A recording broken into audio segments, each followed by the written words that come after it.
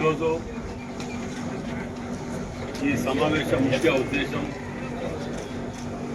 Warangal west నియోజకవర్గానికి నిన్న ముఖ్యమంత్రి రేవంత్ రెడ్డి గారు, డిప్యూటీ సీఎం బట్టి విక్రమార్క గారు, ఇన్ఛార్జ్ మినిస్టర్ గారు, ప్రేమ్ నరేందర్ రెడ్డి గారు అందరూ కూడా నిన్న సమావేశమైనప్పుడు ఇంటిగ్రేటెడ్ స్కూల్ని మనకు వరంగల్ వెస్ట్ నియోజకవర్గానికి 200 కోట్ల రూపాయలు కేటాయించడం జరిగింది.